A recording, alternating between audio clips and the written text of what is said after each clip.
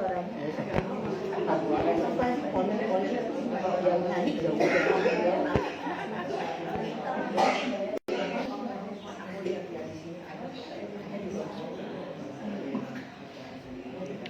mulai, Bu nggih. Assalamualaikum warahmatullahi wabarakatuh.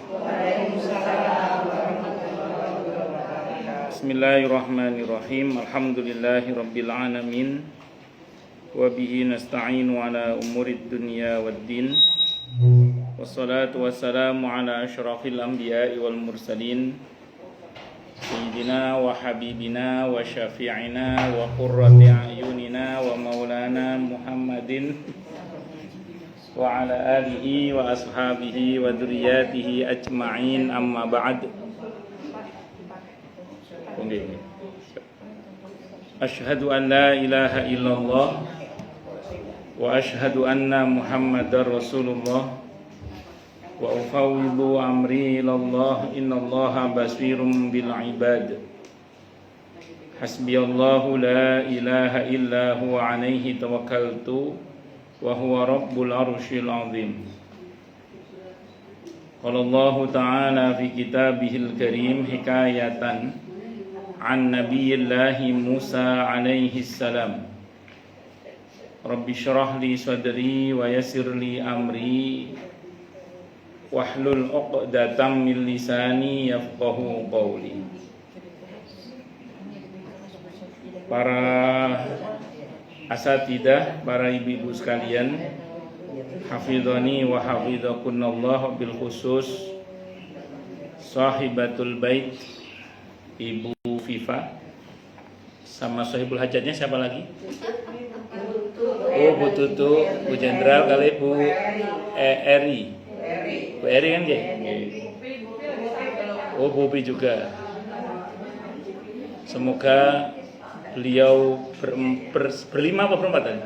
Berempat, dan keluarga besarnya dan kita semua, semoga selalu dalam naungan rahmat, barokah, perlindungan serta bimbingan Allah Subhanahu wa ta'ala. Amin Allahumma amin. La yanfa' wa amalin la yurfa' wa qalbin la yakhsha' wa du'a ila yusma'. Allahumma ati anfusana taqwaha wa zakkiha anta khairu man zakkaha anta waliyuha wa maulaha. Amin Allahumma amin insyaallah. Dan untuk Bu Upi yang katanya sakit, kita doakan dengan suratul Fatihah, karena suratul Fatihah adalah ad-du'a. Rabbil alamin ar-rahmanir rahim maliki yaumiddin iyyaka na'budu wa iyyaka nasta'in ihdinas siratal mustaqim siratal ladzina an'amta 'alaihim ghairil maghdubi 'alaihim waladdallin. Amin. Pertama-tama tentu mari kita haturkan puja dan puji syukur kita ke hadirat Allah Subhanahu wa ta'ala dengan berucap alhamdulillahi rabbil alamin. Mudah-mudahan dengan hamdalah ini nikmat dari Allah untuk kita ditambah. Karena Allah telah berjanji dalam Al-Qur'an di surah Ibrahim ayat 7, a'udzubillahi samii'il 'alim minasyaitonir rajim. Wa ita'adzana rabbukum la in syakartum la azidannakum wa la in kafartum inna adzabi lasyadid. Jadi kalau kita bersyukur, sungguh nikmat dari Allah untuk kita ditambah. Dan kalau kita kufur, kita diingatkan oleh Allah akan siksa yang sangat pedih. Ini janji Allah, dan janji Allah dalam Al-Qur'an itu la raiba fih, tidak ada keraguan di dalamnya. Di antara penjelasan la raiba fih adalah siapapun yang mengamalkan isi Al-Qur'an dengan keimanan dan keyakinan, maka Allah akan tunjukkan kebenaran Al-Qur'an itu kepadanya hingga tiada lagi keraguan dalam hatinya. Salawat dan salam semoga tercurah limpahkan untuk junjungan kita Nabi besar Muhammad sallallahu alaihi wasallam. Semoga kita semua diakui sebagai umat beliau. Amin Allahumma amin insyaallah. Tentu saya wasiatkan terutama untuk diri saya sendiri dan panjenengan semua agar kita semua terus berusaha meningkatkan ketakwaan kita kepada Allah Subhanahu wa taala. Karena dengan takwa itulah kita bisa memperoleh derajat yang sangat tinggi dengan sesungguhnya di sisi Allah Subhanahu wa taala. Hal ini didasarkan kepada firman Allah Subhanahu wa taala dalam Al-Qur'an di surah Al-Hujurat ayat 13. A'udzu billahi samii'il 'aliim minasyaitonir rajim. Ya ayyuhan nasu inna khalaqnakum min dzakarin wa untha waj'alnakum syu'uban wa qabaila lita'arafu inna akramakum 'indallahi atqakum al-ayah. Wahai manusia, sesungguhnya kami telah menciptakan kalian dari seorang laki-laki dan seorang perempuan, berkembang menjadi bersuku-suku dan berbangsa-bangsa agar kalian saling mengenal. Sesungguhnya yang paling mulia di antara kalian di sisi Allah adalah yang paling bertakwa. Allah juga berjanji akan memberikan bonus bagi siapapun yang sungguh-sungguh bertakwa kepada Allah, berupa solusi atau jalan keluar dari setiap masalah yang dia hadapi, dan Allah juga berjanji akan memberinya rizki dari arah yang dia tidak duga sebelumnya. Hal ini didasarkan kepada firman Allah Subhanahu wa taala dalam Al-Qur'an di surah At-Talaq ayat 2 dan 3. A'udzu billahi samii'il 'aliim minasyaitonir rajim. Wa may yattaqillaha yaj'al lahu makhraja wa yarzuqhu min haitsu la yahtasib. Dan barang siapa orang yang bertakwa kepada Allah, maka Allah akan berikan dia jalan keluar dan rezeki yang tak. Tentu terkait dengan sifat ini, kalau kita kaitkan dengan Allah, itu nanti berkaitan dengan Allah sebagai zat tempat di mana kita bergantung dan berharap. Itu As-Samad. Jadi As-Samad yang maha dibutuhkan. Nah, nanti As-Samad itu seringkali diterjemahkan dengan zat tempat kita bergantung, zat tempat kita berharap. Itu As-Samad namanya. Makanya dia tadi secara bahasa diterjemahkan dengan tujuan dan kekukuhan atau kepadatan. Tapi terlepas dari makna secara bahasa itu yang lebih mengena terkait dengan sifat Allah, yang tujuan tadi.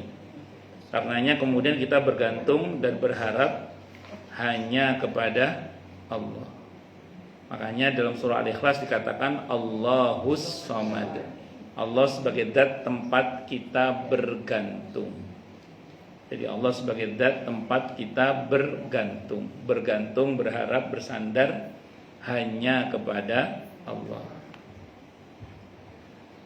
Nah, ini nanti kaitannya dengan tawakal, di mana kalimat tawakal itu biasanya menggunakan kata hasbu.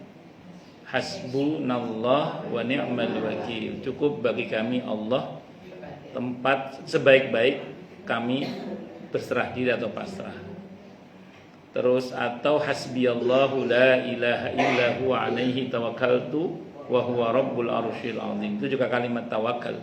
Cukup bagiku Allah. Hasbiyallah itu cukup bagiku Allah. Atau kalimat tawakalnya Nabi Yakub yang mengatakan innama ashku basi wa huzni ilallah. Hanya saja aku adukan kesedihanku kepada Allah. Jadi hanya kepada Allah aku adukan kesedihanku. Karena memang tawakal itu mencukupkan dengan Allah. Termasuk ketika Bani Israel dan Nabi Musa dikepung oleh Fir'aun, nyebrang lautan tidak punya bahtera, mundur ada pasukan Fir'aun yang besar. Resikonya sama-sama mati itu. Nah, saat kondisi yang sulit itu beliau meneriakkan kalimat wa ufawwidu amri ilallah innallaha basirum bil ibad. Aku serahkan urusanku kepada Allah, sungguhnya Allah Maha melihat hamba-hambanya. Itu kalimat-kalimat tawakal. Nah, kalimat-kalimat tawakal seperti ini merupakan kalimat-kalimat yang sepatutnya seorang mukmin itu menghujamkan dalam hatinya untuk tidak lagi berharap, bergantung, bersandar kecuali hanya kepada Allah. Saya biar nggak penasaran kok seperti kenal ibu ini ya saya.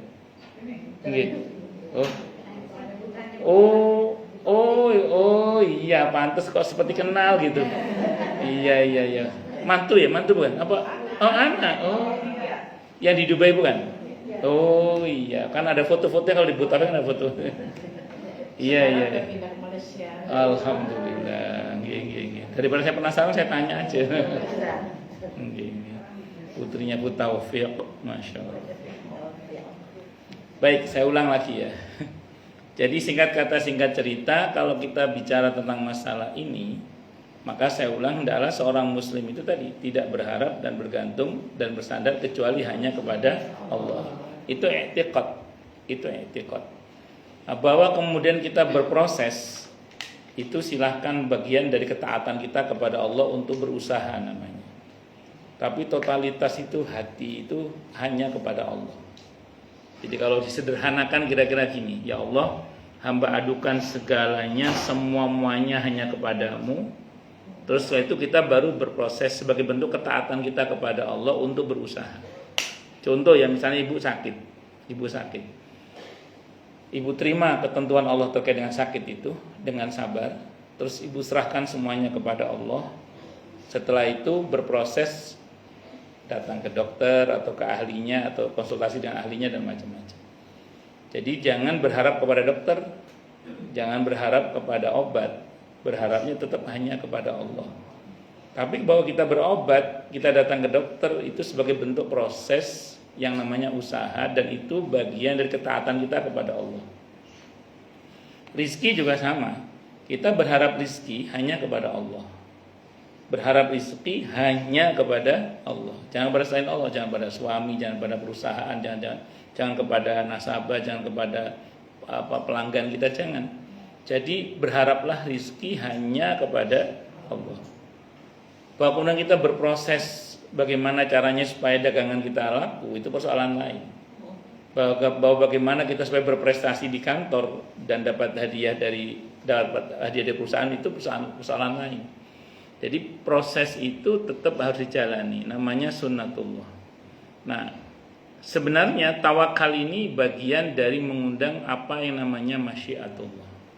Kan mungkin di kajian kita pernah saya bahas, ada namanya sunnatullah, ada namanya masyiatullah. Sunnatullah itu kebiasaan Allah. Biasanya dikenal dengan istilah hukum kausalitas sebab akibat. Yang ini soto Lamongan. Dua-duanya soto Lamongan lah, sama-sama soto Lamongan. Yang ini atau soto Kudus ya, terserah lah. Ya soto Lamongan atau soto Kudus terserah lah. Pokoknya ini bakul soto, dua-duanya bakul soto. Yang ini enak, murah, pelayanannya bagus. Yang ini enak, murah, pelayanannya bagus. Yang ini mahal, judes, gak enak. Yang ini. Nah, kira-kira pembeli pilih yang mana kira-kira? Iya, yang murah, enak, dan bagus pelayanannya. Ini secara sunatullah namanya. Secara sunatullah mesti milih yang ini. Tapi dalam dunia bisnis kenyataannya nggak begitu. Yang sering terjadi adalah sama-sama enaknya, sama-sama murahnya, sama-sama bagus pelayanannya. Pertanyaannya, kadang pembelinya kan cuma satu atau sedikit maksudnya. Yang menggerakkan hati pembeli untuk tetap milih warung kita. Itu siapa kira-kira? Allah. Itulah pentingnya tahajud, duha, istighfar, sedekah, termasuk tawakal itu. Jadi ini berkaitan dengan kehendak Allah menggerakkan hati siapa untuk membeli yang ke siapa. Nah, itulah pentingnya kita tadi. Tahajud, duha, zikir, istighfar, sedekah, silaturahim, hadir di majelis ilmu, termasuk tawakal. Itu dalam rangka untuk mengundang yang namanya masyiatullah, kehendak Allah. Kan kalau ini sekedar mengingatkan, ini pernah saya bahas ya. Saya percepat aja biar untuk mengingatkan kembali aja. Ada 4 hal ya, yang dengan 4 ini kita diperintah oleh Allah untuk berproses. Di antara 4 ini ada yang mengandung unsur sunnatullah, ada yang mengandung unsur masyiatullah. Dua-duanya harus kita lakukan. Yang pertama, ikhtiar. Ikhtiar ini masih dalam bahasa Arab, artinya pilihan. Artinya gini Bu, setiap kita itu harus punya visi misi ke depan yang baik. niat yang baik lah kalau bahasa kita, niat yang baik. Orang harus punya niat, pilihan niat yang baik, harus punya itu.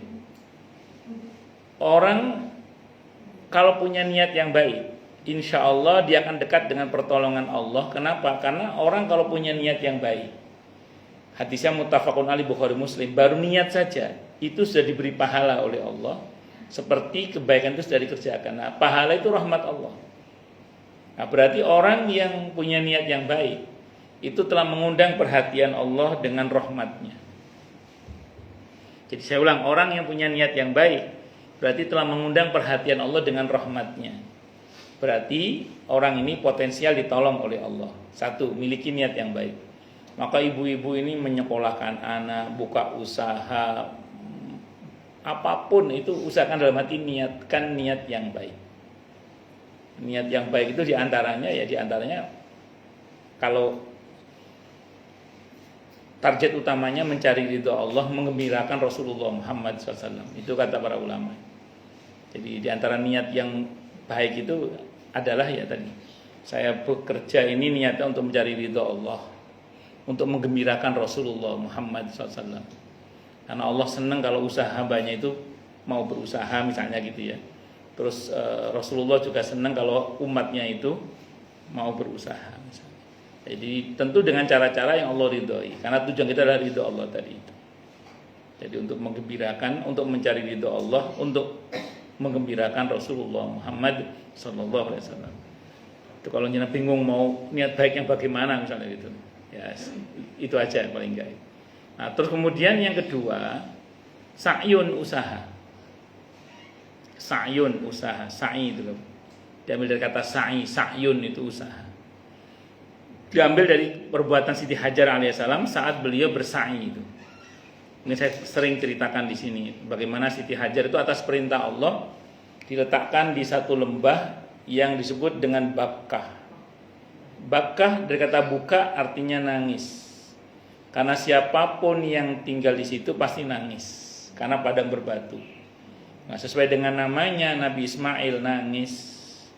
Maaf, ASI sudah habis, persediaan air juga sudah habis. Nabi Ismail nangis. Siti Hajar tahu di situ padang berbatu, tidak mungkin gali sumur. Nah, bagi beliau perempuan tidak mungkin gali sumur. Dan beliau tahu di situ nggak ada air, padang berbatu. Tapi akidahnya mengatakan saya harus berusaha. Maka beliau berusaha lari sofa, tengok sana, tengok sini, Marwah, tengok sana, tengok sini. Dapat nggak air di sofa? Enggak. Dapat air di Marwah? Enggak. Tapi dapat air nggak? Dapat di hadis Sahih Bukhari. Di mana dapatnya? Bukan di sofa, bukan di Marwah. Dapatnya di bekas jejakan kaki Nabi Ismail yang digali pakai pakai sayapnya malaikat Jibril, yang airnya sampai sekarang bisa kita nikmati, namanya al-ma'u zamzam, air zamzam. Nah itu diantaranya. Makanya saya ulang sekali lagi, ketika seseorang itu mau berusaha, itu Allah tidak abai kepada hambanya. Paling enggak usaha itu adalah bentuk ketaatan. Berapa banyak orang yang berusaha di sini tapi dapatnya di sana misalnya. Nah itu karena memang yang menentukan rezeki itu adalah Allah.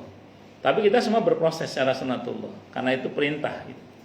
Makanya kan ada seorang sahabat, ada dalam kitab Riyadhus Shalihin, ada seorang sahabat yang bertanya, "Ya Rasulullah, kalau semuanya sudah Allah takdirkan, buat apa kita berusaha?" Kata Nabi, berusahalah karena seseorang itu akan dimudahkan oleh Allah untuk apa dia diciptakan. Kenapa tidak kuat? Asih langsung. Mau pindah posisi? Nah, jadi saya ulang, seseorang itu akan dimudahkan oleh Allah untuk diciptakan, perintah Nabi tetap berusahalah. Sehingga dalam sebuah hadis riwayat Ahmad dikatakan, "Aukamakal kataballahu alaikumus sa'ya fas'au." Allah wajibkan kalian untuk berusaha, maka berusahalah. Itu perintah. Makanya usaha itu semata-mata mentaati perintah Allah. Saya kadang dalam urutan yang saya lakukan kepada Allah itu kadang ini, ya Allah, Engkau maha tahu bahwa semuanya hamba serahkan kepadamu, hamba tidak berharap kecuali hanya kepadamu, ya Allah. Hasbunallahu ni'mal wakil, hasbunallahu ni'mal wakil, hasbunallahu ni'mal wakil. Innama asyku basti wa huzni ilallah. Pokoknya saya serahkan semuanya kepada Allah. Terus saya bilang sama ya Allah, besok hamba akan menemui hambamu yang ini. Tidak berharap kepada dia, Tapi berharap hanya padamu ya Allah, hamba mendatanginya semata-mata karena mentaati perintahmu untuk berusaha. Karena orang yang akan saya datangi itu secara sunnatullah adalah orang yang punya kompetensi untuk mengatasi masalah yang sedang saya hadapi misalnya gitu. Bisa dipahami ya, itu bisa dokter, bisa siapapun yang ahlinya atau siapa. Bisa dimengerti ya. Nah, sehingga walaupun fisik kita bergerak menemui makhluk, tapi hati kita tetap kepada Allah.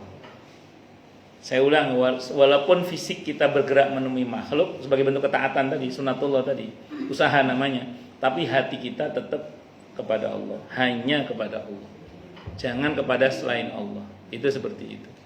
Nah, itu hakikat as-samad itu di situ. Kita bertawakal hanya kepada Allah. Nah, kemudian yang ketiga doa yang ketiga. Doa itu. Doa ini penting karena pertama ada perintah ya untuk berdoa, dan yang pasti adalah la yaruddul qada'a wal qadara illa doa. Tidak ada yang bisa menolak ketentuan Allah yang belum maupun yang sudah terjadi kecuali doa. Jadi gini Bu, gini. Semua kita ini hakikatnya hanya menjalani takdir. Semua kita ini. Karena kehidupan kita yang sekarang sama yang sebelumnya dan yang akan datang itu sudah tercatat dengan baik di Lauhul Mahfuz. Jadi cerita ibu-ibu dan cerita saya, cerita kita semua saat ini dan yang sebelumnya serta yang akan datang sudah ada semua. Kita tinggal menjalani saja. Dan semua kita karena aturan Lauhul Mahfuz, kita nggak bisa keluar dari aturan Lauhul Mahfuz. Semua kita. Makanya kan orang itu seringkali kadang ketemu takdirnya itu di jalan yang dia hindari. Jadi saya kata para ulama itu, orang itu kadang ketemu takdirnya di jalan yang dia hindari. Kenapa? Karena memang takdirnya. Semua kita. Nah, namun begini, hanya Allah sajalah yang tidak kena aturan Lauhul Mahfuz. Kalau makhluk semuanya kena aturan Lauhul Mahfuz. Langit dan bumi dengan segala isinya ini itu kena aturan Lauhul Mahfuz semuanya. Satu-satunya yang tidak kena aturan Lauhul Mahfuz adalah pencipta. Siapa maha pencipta kita? Allah. Nah, makanya kita berdoa, mohon kepada Allah, karena yang berkuasa menetapkan dan menghapus itu hanya Allah. Kalau bahasa Al-Qur'annya, yamhullahu ma yasha wa yusbit. Wah, habis didoakan langsung sembuh. Alhamdulillah, masyaallah.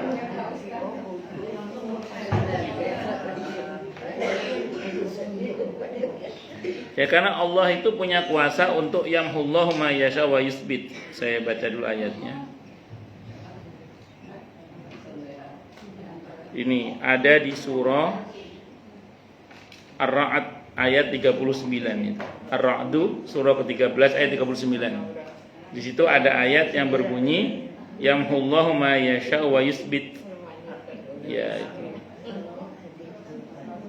Allah berkuasa menghapus apa yang Dia kehendaki dan menetapkan apa yang Dia kehendaki. Yamhullahu ma yasha'u wa yusbit. Ar-Ra'd ayat 39. Ar-Ra'd surah ke-13 ayat 39. Di situ ada ayat yang berbunyi yamhullahu ma yasha'u wa yusbit.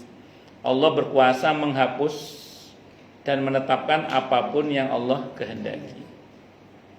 Ya, makanya ada ulama yang mengatakan ad-du'a bil qada wal qada bid du'a, kata ulama. Adanya doa itu kadang karena adanya takdir.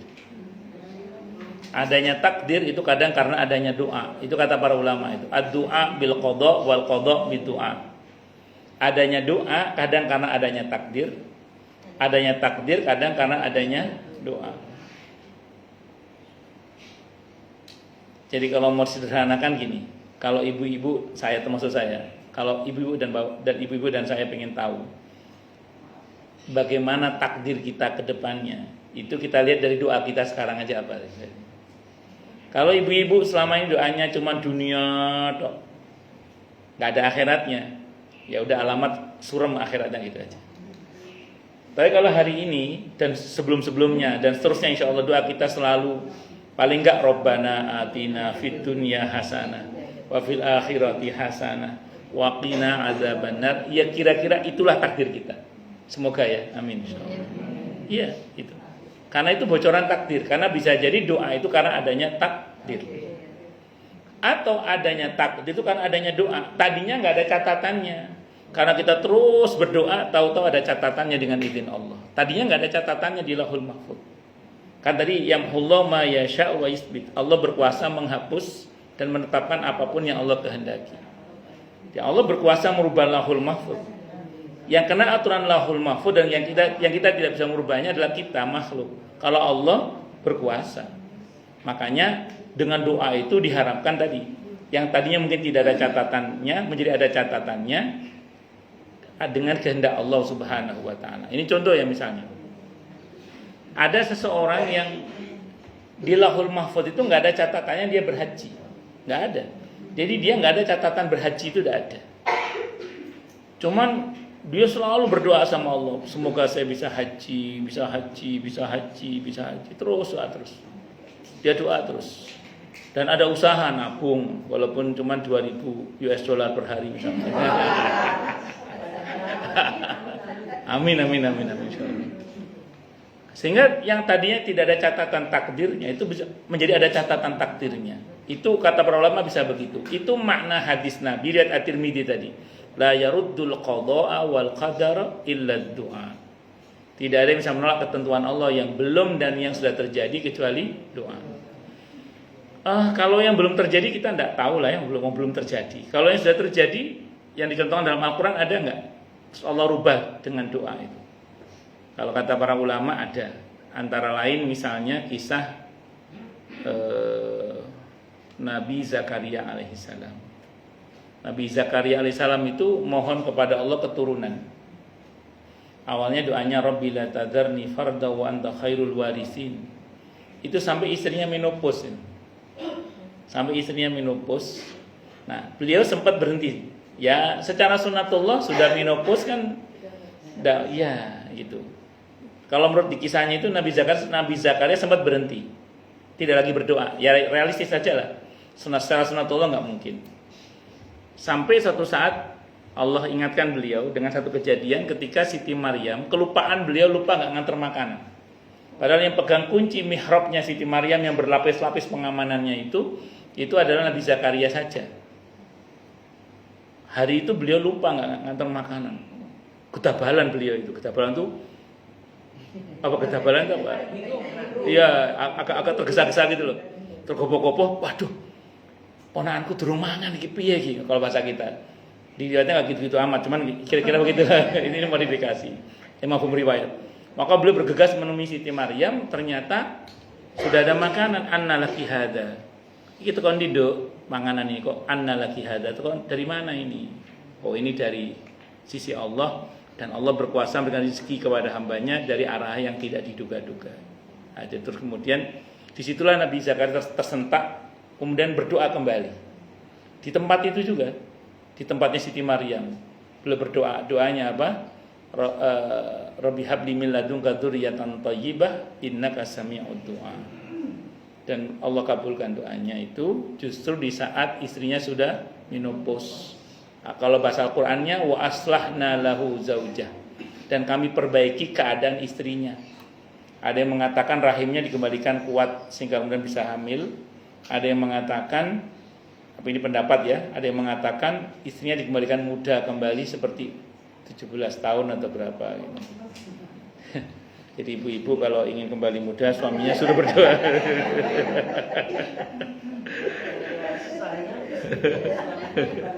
Ini Ustaz dari Al-Jambar nanya, what is the meaning of kedabalan? Ya itu juga saya nggak ngerti Ustaz, apa bahasanya kedabalan itu. Allahu Akbar. Sak kasak kalau bahasa Maduranya itu, sak kasak. Saya sama saudari Al-Jambar ini Maduranya Madura swasta. Kan ada Madura Telok Lemak, ada Empak Lemak ini. Ya, kalau saya Telok Lemak ya. Kalau Empak Lemak itu Madura asli. Baik, saya lanjutkan lagi ya. Ya singkat kata singkat cerita, istrinya Nabi Zakaria itu sudah kalau merujuk pada sunatullahnya sudah menopause. Menopause secara sunatullah berarti tidak mungkin punya anak. Tapi tadi kata Imam Ghazali, Allah sebagai pemilik sunnatullah berhak berbuat di luar sunnatullah. Jadi Allah berkuasa mengembalikan keadaan yang tadinya tidak mungkin menjadi mungkin dengan izin Allah Subhanahu wa taala. Itu yang disebut dengan innallaha ala kulli syai'in qadir. Allah Maha Kuasa atas segala sesuatu. Tidak mungkin bagi kita, bagi Allah enggak ada yang tidak mungkin. Kita jangan sombong berkata begini ya, tidak ada yang tidak mungkin. Oh, itu bagi siapa dulu? Kalau bagi kita tetap ada yang tidak mungkin itu bagi kita. Karena kita ini makhluk yang syarat dengan limitasi. Kita ini makhluk yang syarat limitasi. Saya masih ingat ada seorang anak yang berkata begini. Tidak ada yang tidak mungkin katanya. Terus saya bilang, gigit hidungmu, saya bilang gitu. Gigit hidungmu, saya bilang gitu. Ya, nggak bisa. Itu saya bilang, kita harus realistis bahwa namanya manusia tetap ada yang tidak mungkin bagi kita. Yang kalimat itu harus diteruskan. Tidak ada yang tidak mungkin bagi Allah. Jadi jangan berhenti gitu. Nah, kalau kita tetap ada yang tidak mungkin gitu. Itu seperti itu. Allahu Akbar. Nah, itu contoh ya kisah Nabi Zakaria alaihissalam. Kemudian yang kedua itu kisah Nabi Yunus alaihissalam itu. Assalamualaikum warahmatullahi wabarakatuh. Monggo. Nabi Yunus itu juga sama. Nabi Yunus itu kan ditelan oleh ikan itu nggih. Ikan yang gede, hut. Faltaqamahul hut. Jadi ditelan oleh hut, ikan yang besar. Itu Allah menyebutkan dalam Al-Qur'an itu kurang lebih maknanya gini. Kalaulah dia bukan orang yang biasa bertasbih sebelumnya, niscaya dia akan tinggal dalam perut ikan itu sampai hari kiamat, kan gitu ya. Berarti apa? Kalau merujuk pada ayat itu, kata para ulama, berarti Nabi Yunus itu secara sunnatullah meninggal harusnya. Jadi harus secara sunnatullah harusnya beliau meninggal, secara sunnatullah. Mau ditelan ikan kok. Tapi Nabi Yunus ini sebelumnya memang senang bertasbih. Di perut ikan pun beliau bertasbih terus. Tasbihnya yang populer di surah Al-Anbiya ayat 87 itu kan. La ilaha illa anta subhanaka inni kuntu minadh dhalimin. Terus beliau selamat kan. Yang harusnya mati enggak jadi mati gara-gara dengan secara kalau merujuk ayat itu baca la ilaha illa anta subhanaka inni kuntu minadh dhalimin. Saya baca dalam kitab Abwabul Faraj karya Said Muhammad Alawi Al-Maliki rahimahullah. Saya baca dalam kitab Ad-Da' wa Dawa karya Ibnu Qayyim Al-Jauziyah rahimahullah. Ketika Nabi menceritakan begini, ini sahabat nanya, "Ya Rasulullah, itu Nabi. Bagaimana dengan kami yang bukan Nabi? Apakah kami akan dapat manfaat yang sama kalau kami baca yang sama?" Kalau bahasa kita ini mafhum riwayatnya gitulah. Itu Nabi enggak jawab. Yang jawab siapa? Allah langsung. Tadi Al-Anbiya 87. Al-Anbiya 88-nya kata Allah apa? Wa kadzalika nunjil mu'minin. Sebagaimana Yunus, kami selamatkan pula orang-orang yang beriman yang mau membaca la ilaha illa anta subhanaka inni kuntu minadh dhalimin. Ini namanya menempuh jalur langit Bu namanya. Jadi jalur bumi buntu, jalur langit Bu gitu loh. Sunnatullahnya enggak mungkin, kita pakai masyiatullah. Sunnatullahnya enggak mungkin, kita pakai apa tadi? Masyiatullah, kehendak Allah. Karena tidak ada yang tidak mungkin bagi Allah. Maka janji Allah untuk orang beriman pun asal mau baca la ilaha illa anta subhanaka inni kuntu minadh dhalimin dengan penuh pengharapan hanya kepada Allah dalam hati, maka tidak ada yang tidak mungkin bagi Allah karena Allah akan berikan kepada orang-orang yang beriman sekalipun. Kadang orang berkata, ini menarik ya, sahabat kan mengatakan itu kan nabi, bagaimana dengan kami yang bukan nabi? Pertanyaan begini kan jamak terjadi di tengah-tengah masyarakat kita kan. Ustadz itu kan nabi, kita bukan nabi. Itu kan dulu, sekarang beda. Maka kita jawab, memang kita dan para nabi beda banget. Tapi kita dan para nabi Tuhannya sama. Siapa? Allah. Dulu dan sekarang beda memang. Tapi dulu dan sekarang Tuhannya sama. Siapa? Allah. Sebagaimana Allah kuasa menolong yang dulu, maka Allah juga kuasa menolong yang sekarang. Tapi harus yakin. Kalau nggak yakin, percuma tak berguna. Makanya harus percuma tak berguna. Harus yakin. Makanya kalau ada kitab namanya Imriti itu ada nazam gini, wa kullu man lam ya'taqid lam yantafi'. Kalau nggak yakin nggak bermanfaat, harus yakin. Jangankan doa. Itu Dr. Zaidul Akbar itu kan nerangkan. Ada orang nanya, saya udah minum kunyit rimpang-rimpang itu, kok kurang efek? Kata Dr. Zaidul Akbar, harus yakin. Kalau nggak yakin, memang pengaruhnya kurang, kata itu. Jadi harus yakin. Obat aja harus yakin. Nah, itu saya kalau dengerin Dr. Zaidul Akbar itu saya senang kalau pas tentang manfaat-manfaat itu saya senang. Saya paling nggak suka kalau beliau membahas tentang bahaya-bahaya. Saya nggak suka itu. Bahaya nasi goreng itu saya nggak suka itu.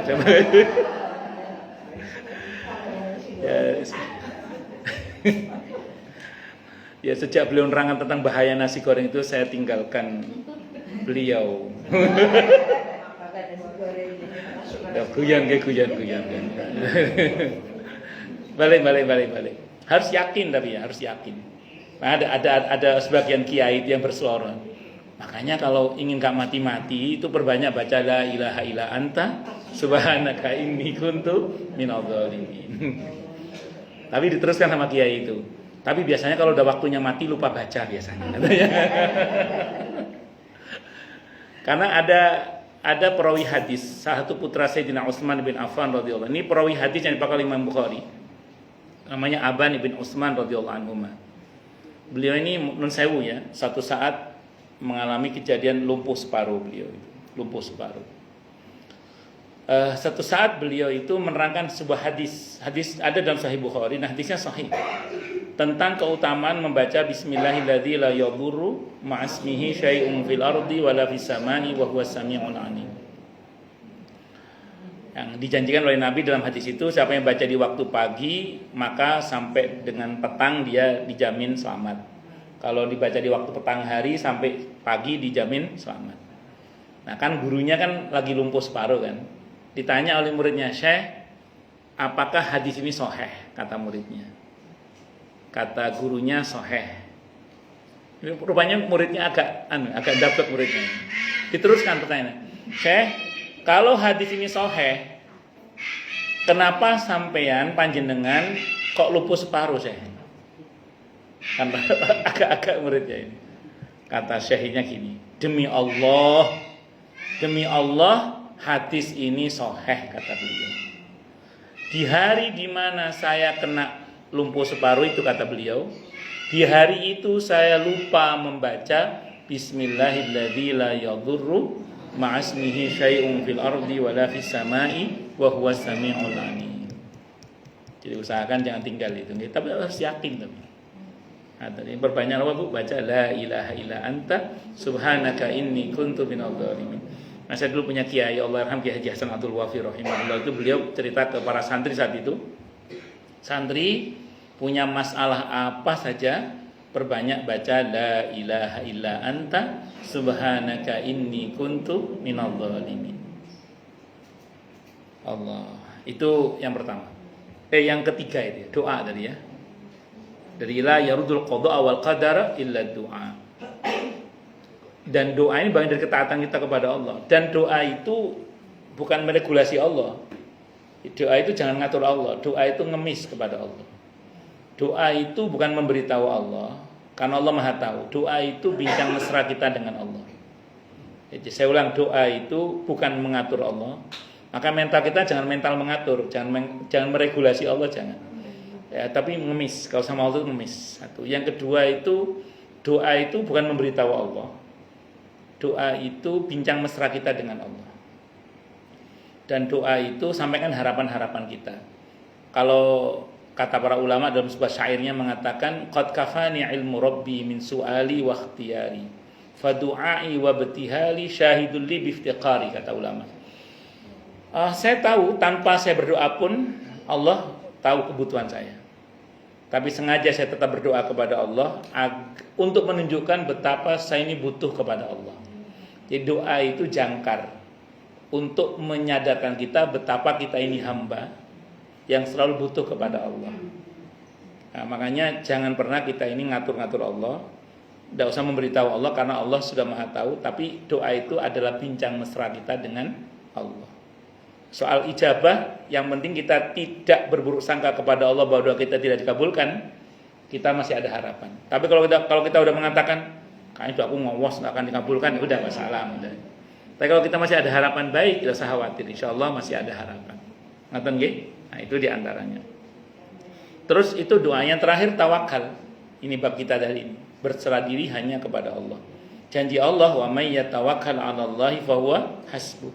Siapa yang bertawakal kepada Allah, maka Allah akan mencukupinya. Hasbuh itu kata hasibah. Allah yang akan jadi akuntannya. Allah yang akan menghitung semuanya untuk kita hingga cukup. Kalau Allah yang ngitung pasti cukup ya. Enggak mungkin kurang gitu aja. Karena Allah akan mencukupi kita. Nah, karenanya saya ulang, 4 hal ini harus kita lakukan. Agar secara sunnatullah kita berproses, secara masyiatullah kita juga berproses. Itu yang dari dikatakan Bu apa? Kalau jalur bumi buntu, jangan lupa jalur langit. Allah berfirman dalam Al-Qur'an, wa fis sama'i rizqukum wa ma tu'adun. Ya, wa fis sama'i rizqukum wa ma tu'adun. Surah Ad-Dariyat ayat 23. Surah Ad-Dariyat ayat 23. Wa fis sama'i rizqukum wa ma tu'adun. Ad-Dariyat ayat 23. Wa fis sama'i rizqukum wa ma tu'adun, dan di langitlah rizki kalian dan apa-apa yang dijanjikan oleh Allah untuk kalian. Nah, itu namanya jalur bumi buntu, jalur langit. Ngaten nggih? Enggak mungkin bagi kita, bagi Allah enggak ada yang tidak mungkin. Karena kita syarat dengan limitasi, sementara Allah tidak memiliki limitasi. Karena Allah itu al-wasi', zat yang maha luas. Satu-satunya yang tidak dimiliki oleh Allah ya limitasi batas itu. Satu-satunya yang tidak dimiliki oleh Allah ya limitasi batas itu. Kalau kita syarat dengan limitasi, syarat dengan batas, agar kita doa Allahumma anta rabbi la ilaha illa anta khalaqtani wa ana abduka. Sayyidul istighfar ya? Ya bisa, tidak ada masalah karena di situ kan ada pengakuan, ada i'tiraf juga dalam Sayyidul istighfar itu. Bahwa kita ini tidak berdaya, artinya kita ini mengakui betapa kita ini lemah. Kita ini mampu kan karena dimampukan oleh Allah. Bisa karena dibisakan oleh Allah. Kalau ada orang bilang kita hebat karena kita dihebatkan oleh Allah. Kita kalau tahu rumus ini, ya sudah, kita nggak akan sempat ujub. Mau ujub apa kita? Kita ini bisa karena dibisakan oleh Allah. Kita hebat karena dihebatkan oleh Allah. Kita ada karena diadakan oleh Allah. Nonton nggih? Makanya saya ulang sekali lagi, bertawakal secara totalitas dalam hati hanya kepada Allah. Makanya kalimat tawakal tadi apa? Hasbunallah wa ni'mal wakil. Hasbiyallahu la ilaha illahu alaihi tawakkaltu wa huwa rabbul arsyil azim. Innama ashku bathi wa huzni ilallah wa ufawwidhu amri ilallah. Innallaha basirum bil ibad. Banyak kalimat-kalimat tawakal dalam Al-Qur'an itu, yang itu kalau kita baca ada janji pertolongan Allah di balik kalimat tawakal itu. Saya masih ingat, tahu Buruli ya, Buruli itu pernah cerita sama saya. Beliau itu pernah kena sindikat sopir yang nyolong mobil itu loh. Mobilnya sempat kena itu beliau. Nah, tapi kejadian udah lama itu kejadiannya. Nah, satu saat dicowari mobilnya nggak ketemu wis. Nah, Buruli itu cerita. Akhirnya wis serahkan sama Allah aja. Nah, begitu nyandar serahkan sama Allah itu terus iya, langsung ketemu jalannya gitu loh. Ya akhirnya mobilnya kembali dengan izin Allah itu. Alhamdulillah, qadar Allah kita kembali. Nah, makanya apa-apa kalau dikembalikan kepada Allah, kadang yang tadi nggak tergambar solusinya bisa tergambar solusinya. Nah, terus kalau sama Allah tadi harus terus berbaik sangka kepada Allah. Maka Bu Antari, Bu Halida, Bu Hera, Bu Eti, Bu Ipung, Bu Taufik, Bu Cici, Bu aslinya Bu Kinung, Bu Isur, Bu Maria, semuanya lah ya. Itu kita semua lah, itu tetap harus berbaik sangka kepada Allah dalam ketawakalan kita yang hanya kepada Allah Subhanahu wa taala. Saya kira ini bisa saya sampaikan, semoga bermanfaat. Silakan yang mau tanya, protes, marah boleh silakan. Monggo, masalah yang lain boleh, monggo silakan. Kalau ada. Kalau enggak ada berarti jelas semua atau tidak jelas semua. Monggo. Oke.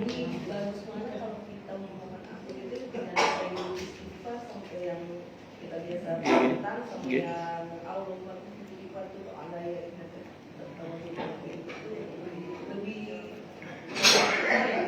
Kalau ibu nanya mana yang lebih baik, ya tentu kalau sama-sama beristighfar, Sayyidul Istighfar lebih baik.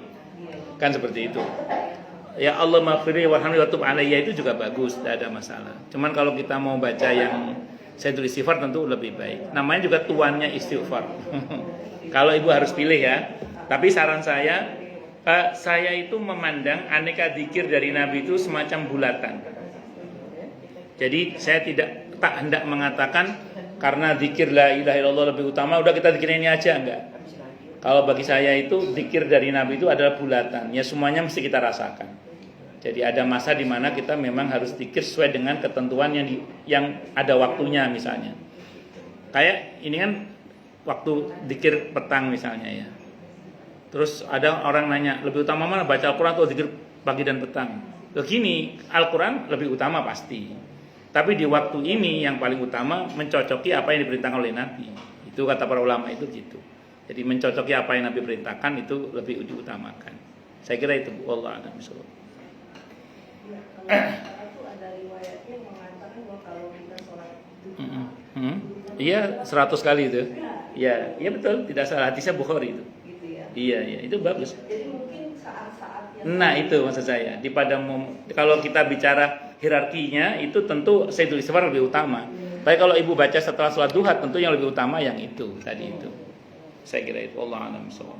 firli warhamni Wa tub alayya. Saya kira. Nggih, monggo yang lain silakan. Nggih, monggo. Nggih. Masyaallah, matur nuwun Pak Jenderal nggih, insyaallah matur nuwun. Jazakallahu khairan nggih, matur nuwun nggih. Nggih, monggo. Betul. Sami. Iradahnya Allah sama masyiatullah itu sama. Ya, itu sama-sama kehendak Allah. Kan kalau kita bicara iradahnya Allah itu gini, ini menarik ya. Allah itu kan zat yang nggak bisa diatur, karena Allah yang mengatur. Jadi nggak mungkin Allah diatur. Nah, kita itu jangan GR ya, bahwa Allah bertindak itu karena doa kita. Enggak.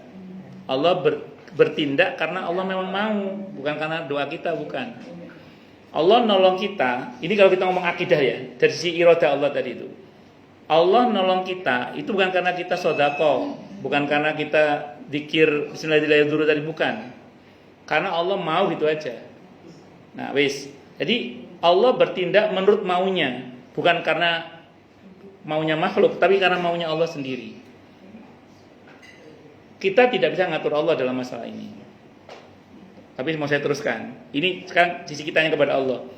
Terus Allah ngasih tahu kepada kita, kehendak Allah itu diletakkan di mana?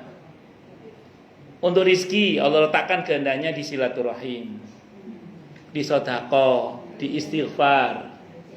Untuk perlindungan dari Allah letakkan di sedekah, di bismillahirrahmanirrahim. Jadi Allah menginformasikan kepada kita melalui nabinya, Nabi kita Muhammad SAW. Di sini loh ada kehendakku terkait dengan rizki. Di sini loh ada kehendakku terkait dengan pertolongan. Di sini loh ada kehendakku terkait dengan. Tapi kita jangan pernah GR loh ya, bahwa Allah memberi kita rezeki karena kita sholat duha. Bukan, itu karena Allah mau gitu, karena Allah mau gitu aja. Terus kenapa Anda sholat duha? Ya karena Allah ngasih tahu kehendaknya ada di situ. Ya kita sholat duha gitu loh. Bisa dipahami maksudnya ya? Ya jadi pokoknya jangan pernah merasa berjasa sama Allah deh. Terus ini kan karena saya rajin sholat duha, ini kan karena saya rajin sedekah. Enggak. Semua karena ya. Jadi kalau mau dirinci bahasanya gini kira-kira. Alhamdulillah, kiranya kita pakai kata-kata kiranya berkat sholat duha yang saya lakukan, Allah mudahkan rezeki saya. Kenapa saya pakai kata kiranya? Karena belum tentu juga dengan sholat duha itu yang Allah pilih untuk rezeki kita. Bisa jadi karena bakti kita sama ibu kita. Matur nuwun gitu. Matur nuwun, Masya Allah, sajene akeh tenan ya. Jadi bisa jadi pertolongan Allah itu, belum tentu karena amal kita itu, bisa jadi karena amal yang lain yang Allah kehendaki ada di situ gitu loh. Jadi saya ulang, jangan pernah GR bahwa Allah menolong kita itu karena ibadah kita. Enggak, karena Allah mau gitu aja. Karena Allah mau gitu. Nah, cuman Allah memberitahukan maunya Allah itu ada di mana saja. Maka kita tempuh jalur-jalur maunya Allah itu supaya Allah kehendaki kita dapat pertolongan, dapat rezeki dan seterusnya. Dan belum tentu juga, saya ulang tadi, rezeki kita karena sedekah belum tentu. Belum tentu juga karena silaturahim, bisa jadi karena yang lain yang Allah kehendaki dari sisi yang lain. Makanya kita menggunakan kata kiranya. Alhamdulillah kiranya dengan sholat malam ini saya jadi wakil menteri. Wakil apa? Menterinya Bu? Sudah menterinya, oh menterinya ya menterinya. Itu misalnya gitu. Monggo.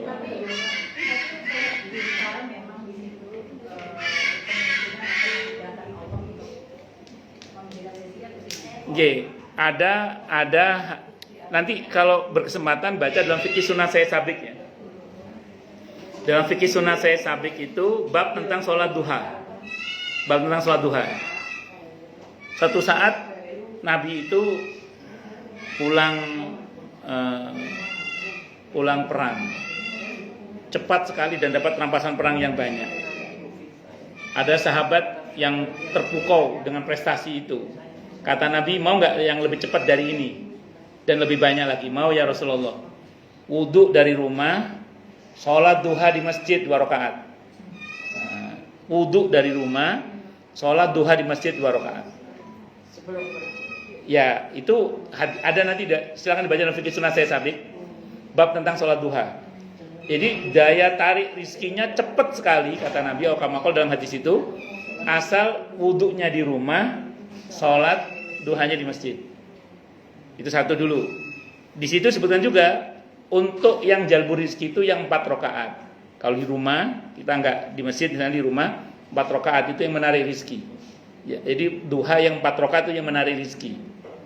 Ada yang mengatakan kalau 2 rakaat kan mengganti sedekah sebanyak ruas. Ya, kalau tambah lagi 2 itu yang baru narik rizki itu. Jadi yang 4 itu yang menarik rizki. Kalau yang 2 belum menarik rezeki. Ada yang mengatakan begitu. Ya, tapi itu semata-mata proses yang kita jalani karena Allah menginformasikan melalui nabinya di situ ada kehendaknya terkait dengan rezeki. Tapi saya ulang loh ya, jangan GR bahwa Allah ngasih rezeki kita karena sholat duha kita, enggak. Semua karena Allah Maha Baik berkenan menghendaki rezeki itu untuk kita. Berasnya laku keras misalnya. Amin. Betul. Ada juga jadi kalau 3 itu kalau doa kita kabulkan itu. Oh ya, itu hadis riwayat Al-Hakim. Orang itu kalau berdoa kepada Allah selama tidak berburuk sangka kepada Allah bahwa doanya ditolak, ada 3 kemungkinannya: dipercepat pengabulannya, atau ditunda pengabulannya, atau diganti dengan penyelamatan setara dengan kebaikan yang dia minta. Izin minum dulu nih. Ini badra apa sekuteng ya? Ini badra apa sekuteng nih? Bandrek ya? Nggih. Saya nggak bisa sholat juga tahun ya. Nggih. Nggak bisa sholat. Nggih. Sujud tuh nggak bisa. Nggih. Kalau semampu saya coba-coba. Oh, ini saya bisa kuat. Saya berdiri, saya tapi akhir dari rukun. Saya bangun, sakit. Saya masuk dokter, dipaksa. Allah bukan mana aja, bagi orang saya. Iya. Dokter saya Iya. Jangan dipaksakan rukun itu. Iya. Iya. Jangan dipaksakan itu kalau nggak bisa itu akan membahayakan. Iya. Tapi saya pengen. Iya. Karena kan saya bilang ada banyak ceramah-ceramah. Iya. Katanya sia-sia sekian tahun sholatnya itu nggak diterima. Iya. Karena rukun sujudnya tidak sempurna. Iya. Saya pikir ini salah. Jadi nggak diterima dong ya sholat 2 tahun itu. Iya. Ya, tidak diterima kalau dia mampu tapi tidak mau. Kalau ibu kan bukan tidak mau, ibu tidak mampu. Kalau tidak mampu, la yukallifullahu nafsan illa wus'aha. Terus tentang sholat itu ada rumus. Sholat ini rumusnya sholat ya. Idza dhaqat ittasa'at wa idza tasa'at dhaqat. Sholat itu kalau keadaan kita sempit, sulit, aturannya longgar. Sementara dalam keadaan longgar, aturan sholat itu ketat sekali. Itu rumus itu. Jadi saya ulang ya, sholat itu ada kaidahnya, idza daqat ittasa'at wa idza tasa'at daqat. Itu sholat. Kalau kondisi kita sempit, aturan sholat longgar. Kalau kondisi kita longgar, aturan sholat ketat, sempit gitu. Contoh gini, sore tadi saya ada yang WA saya nanya, Ustadz, ibu saya sudah mulai lupa bacaan sholat. Bagaimana caranya Ustadz? Saya bilang seingatnya saja. Yang nggak ingat diganti dengan tasbih. Karena udah mulai sepuh. Sepuh kan namanya orang sepuh, masa dipaksa muda lagi kan nggak mungkin. Ya akhirnya ya sudah diganti dengan tasbih. Subhanallah. Terus kemudian ibu saya sering kesel Ustadz, karena kalau habis wudhu terus kentut. Oke, berarti klepnya dol. Maaf ya, kalau klepnya dol berarti namanya apa? Daimul hadas. Orang yang selalu berhadas. Orang yang selalu berhadas itu dia yang penting wudhu aja. Yang penting kalau untuk sholat fardu masuk waktu terus wudhu. Setelah wudhu kentut abaikan, terus sholat tidak apa-apa. Iya tidak apa-apa. Kan maaf ya. Maaf, ya dol, yang dol. Iya, yang dol. Ini yang dol nggih, citan yang dol. Paham nggih? Ya, sudah untuk satu sholat fardu, untuk satu waktu sholat fardu. Nanti masuk waktu berikutnya wudhu lagi, terus kemudian sholat fardu lagi. Terus tambah masalah, beliau pakai pampers rupanya sudah. Oke, berarti tidak hanya kentut, tapi ada kemungkinan silsilatul baul. Ya, berarti sudah geser ya. Nah, kalau dirasa sulit karena udah sepuh, kalau dirasa sulit sholat tepat pada waktunya, dalam kitab Al-Umnya Imam Syafi'i dikatakan orang yang sedang sakit, termasuk sakit tua seperti itu, di mana sholatnya sulit, maka boleh dijamak sholatnya sesuai dengan kebutuhannya. Jangan dikosor bu. Dikosor itu kalau di luar kota, kalau dalam kota boleh dijamak. Terus sholatnya gimana? Semampunya aja. Kalau nggak hafal bacaannya sudah baca tasbih aja. Subhanallah, subhanallah, subhanallah, subhanallah. Kalau beliau sudah lupa, karena kan beliau kita sudah lupa kan. Jadi jangan dipersulit, karena aturan agama ini mudah. Ngoten nggih? Wallahu a'lam bishawab. Sebenarnya kita tidak bicara batasan usia, tapi kita bicara per kasus. Karena ada orang itu sampai usia 90 tahun pun masih gagah gitu, masih ingatan masih kuat. Itu tahu Bu Ijun ya? Bu Ijun tuh ibunya Pak Bambang, mertuanya Bu Ijun itu. Itu usianya udah 90 tahun lebih, itu masih bisa ngarang puisi, coba bayangkan. Masih bisa ngarang puisi. Saya doakan beliau, Bu, saya doakan Ibu panjang umur yang barokah. Apa jawaban beliau? Mau berapa lama lagi panjangnya? Teman saya udah pada mati semua katanya. Sampai capek beliau itu. Itu masih sehat, itu Masya Allah. Nah, jadi bukan soal berapa usianya Bu Aning, tapi lebih kepada ketika itu terjadi, seperti tadi itu Nun Sewu sudah mulai lupa, Nun Sewu sudah mulai Nun Sewu dol tadi itu. Ya wes mau gimana lagi, sudah mulai. Nah, itu aturan salat jadi mudah insya Allah. Ngaten nggih? Wallahu a'lam bishawab. Monggo yang lain silakan kalau ada. Tapi alhamdulillah di dalam sholat, kalau lagi melaksanakan sholat Pak, saya termasuk itu. Oh ya. Sedia sholat, enggak sampai selesai enggak? Alhamdulillah. Nah, tapi kalau enggak, Alami itu gitu ya. Alhamdulillah berarti kemudahan dari Allah itu. Nggih. Nggih, monggo Bu Ipung. Nggih.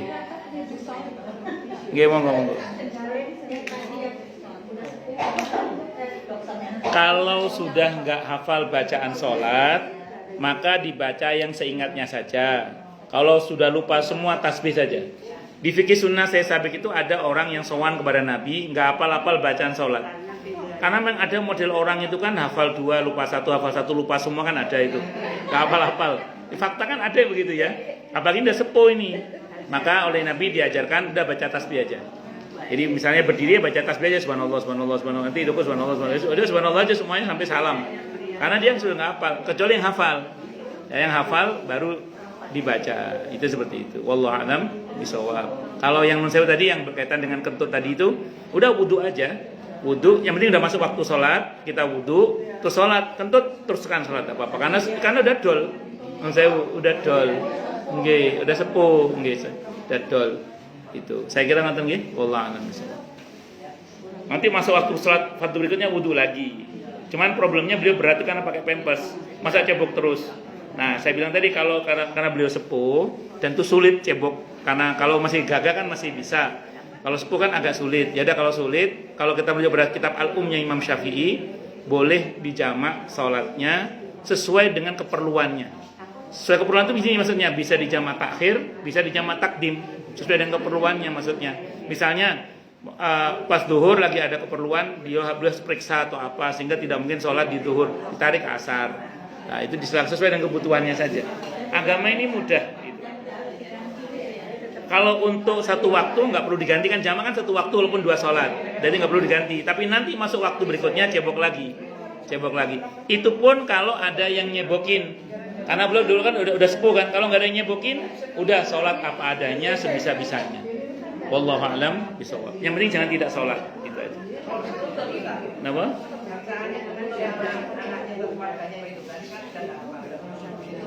Oh ya boleh, tidak apa-apa. Boleh, kalau mau dituntun boleh, tidak apa-apa. Silakan. Tapi nggak usah dipaksakan. Yang penting beri kesadaran bahwa beliau itu cukup dengan bertasbih saja. Ngerti nggih? Cukup dulu atau ada lagi? Hanya kuenya udah beredar semua ini. Cukup dulu ya. Kita tutup dengan hamdalah. Alhamdulillahirabbil alamin. Semoga kajian kita bisa bermanfaat, mubarakah fi dini wa dunya wal akhirah, untuk kita, keluarga kita dan seluruh umat Islam semuanya. Dan mudah-mudahan kita semua dijadikan oleh Allah sebagai orang-orang yang sukses dunia akhirat, selamat dunia akhirat, bahagia dunia akhirat, dan dipermudah urusan kita oleh Allah fi dini wa dunya wal akhirah. Semoga Allah limpahkan hidayah selalu untuk kita. Semoga Allah tingkatkan selalu hidayah untuk kita. Dan semoga Allah berikan hidayah untuk siapapun yang melihat kita. Subhanakallahumma bihamdika asyhadu an la ilaha illa anta astaghfiruka wa atubu ilaik. Sallallahu alaihi Muhammad wa ala alihi wasallam. Saya mohon maaf. Assalamualaikum warahmatullahi wabarakatuh. Oh, nggih. Alhamdulillah, insyaallah.